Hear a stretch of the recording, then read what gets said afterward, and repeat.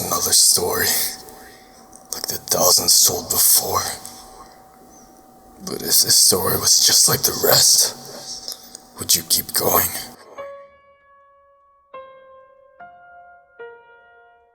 Joey Doom. The night he was born, his mother died while giving birth to him. Doom's father loved her with all his heart, but when Doom was born, he lost his reason to live, so he ended his life. Doom was left without a father and a mother he never got to meet. Before ending himself, Doom's father put his son beneath him as he hung himself on a tree, and just a newborn, Doom had already tasted the bitter fruit of death. Something, somewhere inside him, wanted to keep him alive. In the coldest morning, guards found the boy and brought him to shelter. But Joey Doom wasn't like anyone else.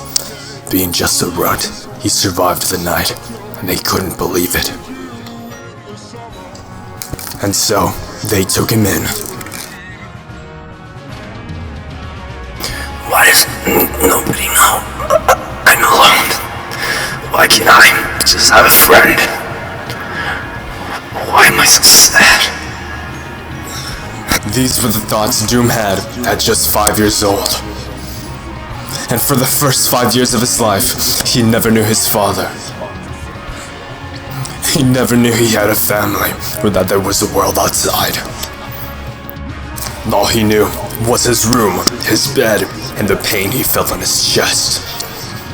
Living in a healing institute, all he ever wanted was to have a friend.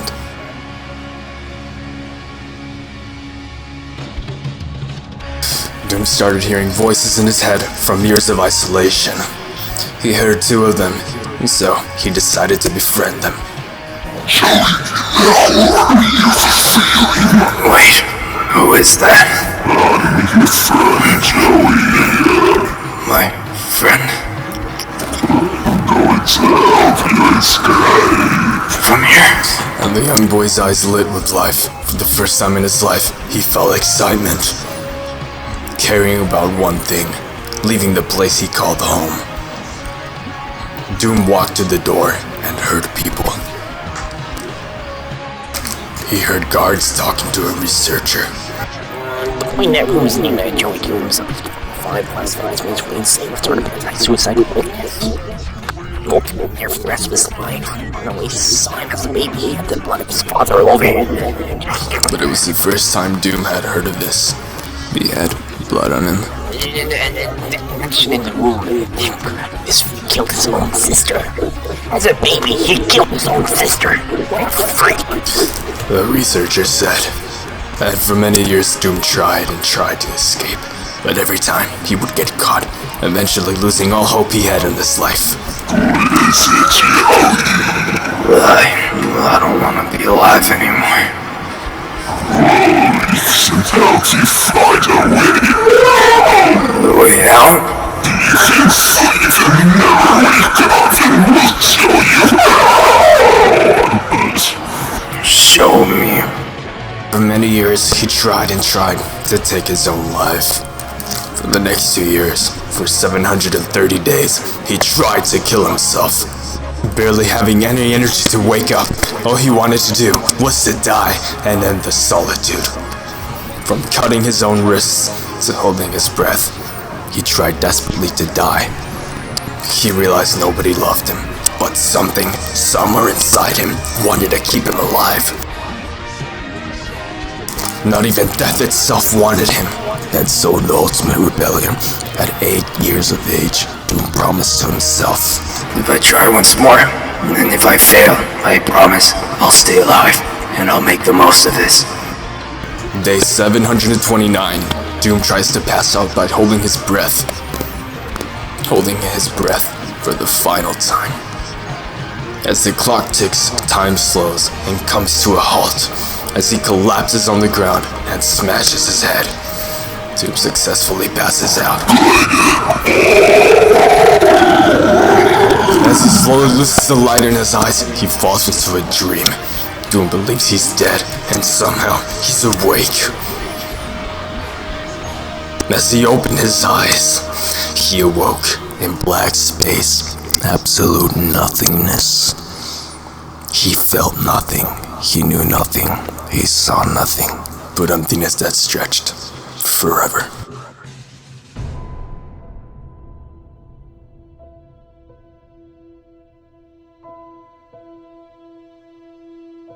Yami Belski, the flower child. But I already said that, didn't I? Well, I'm here to tell you my story. I mean the story of Yami. Everyone loves a good story. And although his story isn't the happiest, he wants you to know it has a happy ending. Well, it all started a long time ago. Yami was born at sunset, and so his parents named him after the word for darkness. Yami, it's fun to say. Where were we? Oh, that's right, Yami. Yami had a strand of soft pink hair and two big bright eyes. And when the doctor told his parents it was not a girl, but a boy, they were disgusted by his feminine appearance and thought he was cursed. But still, his father wanted to shape him into a man. Only a little boy, his father taught Yami the art of being a man. Yami, you must be stronger than them. You must accept them. Stronger than who, Daddy? Yami's father smacked him. Don't call me Daddy. You will call me Father. Understood. Yami cried, as he couldn't understand why his father was being so hard on him. Yami's father smacked him again, and this time he hurt Yami. You know the guy need nail. You must not cry for foolish things. And so Yami's father tied Yami to a chair and shaved his hair completely, believing pink was weak.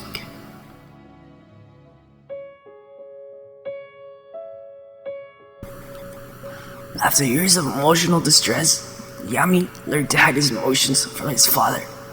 He dyed his naturally pink hair, as his father's friends teased him for having such a weak son.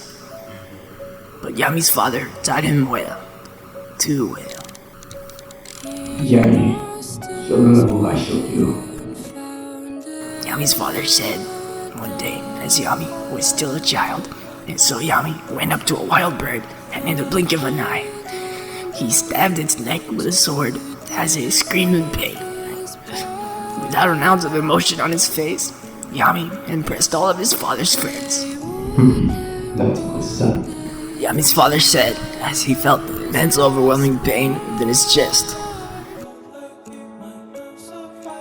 Why am I listening to them?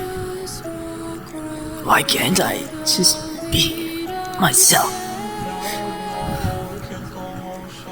Why? And Yami, being only a child, had no choice but to follow in his father's footsteps. A top-ranking soldier, Yami's father was a man who was respected dearly in Los Angeles, and equally feared, but to Yami, he saw him as a monster. And all Yami ever wanted was a friend, but something, somewhere inside him, wanted him to die. So he went to a river one day and saw blood at the bottom of the water. And at that moment, everything changed for Yami, as he saw his own reflection in the water. But I'm not gonna live forever. Someday I'll die, Yami said quietly as he cried in the river. His tears flowing as the waters washed his hair and returned to pink. He washed his hands in the river and the blood was gone. The water took it and cleaned him. Maybe this is water's only my friend. Maybe I... And the wave of despair came over Yami. No!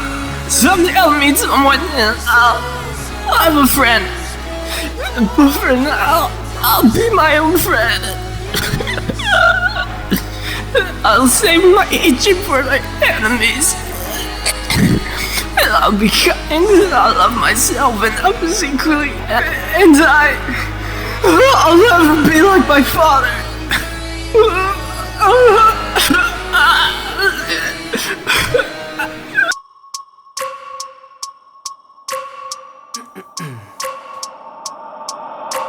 I wake up every minute with the fever dreams. I push my mind to a limit where it needs to be. I work blind, got vision I don't need to see. I'm picking mind over matter, I believe in me. I need to find more hours in the day to breathe. Need to find more power in the way I be. And when my mind turns sour with the painful scenes, I need to scream out loud, I can't stop me. I wanna be the greatest like Rocky. You know I leave them all hating like a hobby. I'm out here making moves like a lobby. And if you ain't with me, it's your loss, see. I got my mind on the facts, I'm a python, grab what I like real fast. Stroke until I have everything I attack, everything that I lack, everything that I want, and I see, matter of fact. Cause I'm my own worst enemy. Only if I let it be. I can control anything if I can just think carefully. I control my destiny. Deep up in my mind I manifest it. Every morning I wake up obsessed, and everything I do the best. And deep within my mind you know I'll always manifest it.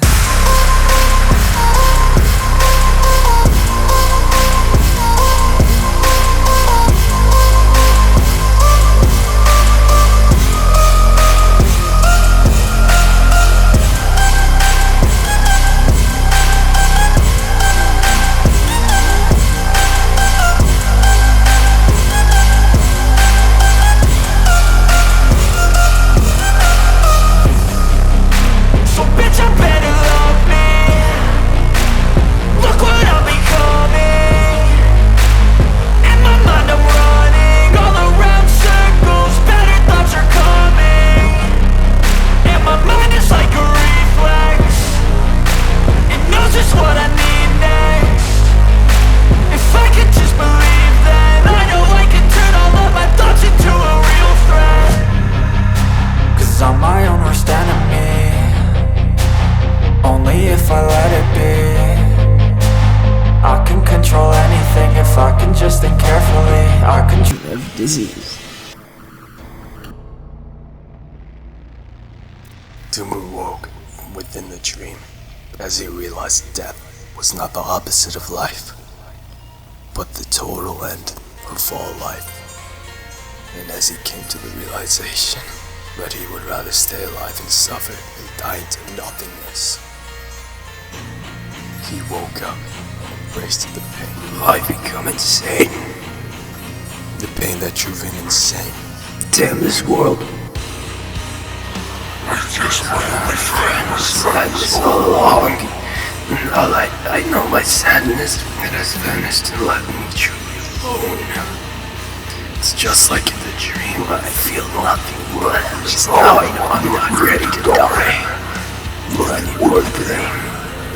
Makes me feel like Mentor tried to escape the place he grew up in and saw the outside world for once in his life, and he felt nothing but weakness in his body. He hadn't eaten anything for days and was slowly dying. But at least he would die, seeing the world. Or so he thought, as the family came and rescued him. He knew his life was a blessing, and death was its curse. Something, somewhere inside him, wanted doomed to see what life had to offer him. A beautiful girl approached him, and her family came and helped him. They took him home, and all he could think about was her face. It was his first time ever seeing people outside of the institute, and though he couldn't explain it, she instantly got his eyes. Doom could not understand human emotions, but he wanted to die and die and die and die. And as the family ran, and yet they stayed together, never letting go until they had to. The girl took Joey's hand, they locked eyes, and for once he felt his heart skip a beat. It was happiness, but he hated that feeling. All he ever had was his pain as his only friend. I know these people won't keep me for long. I know that's how humans are. And Doom ran with the girl back to their home. Doom felt comfort holding her hand. It was warm. She seemed so friendly. But the more Joey Doom tried to block his feelings, the stronger they became. and the louder the voices in his head became. They got home, and Doom fell asleep. Years passed. Joey and the girl, Katya, were like brother and sister. But Doom never understood why Katerina loved him so much.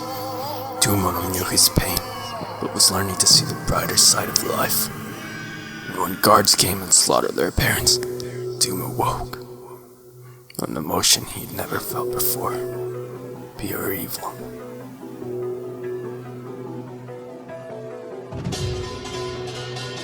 Yeah. Oh.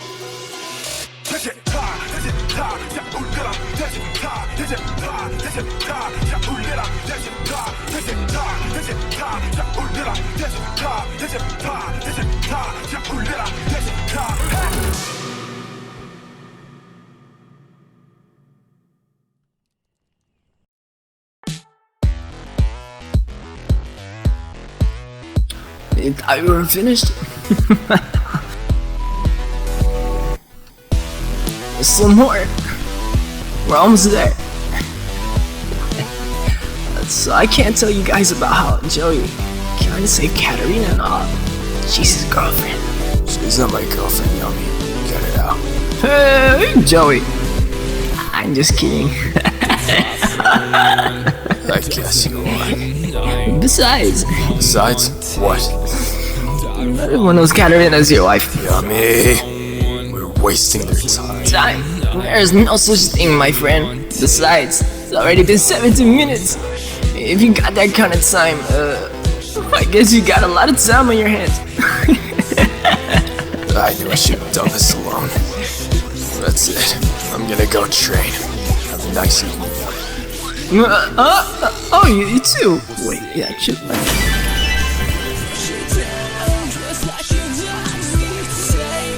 Wait, I have a lot of story left. Wait a minute. Let's see. Hey, Zaz, can you,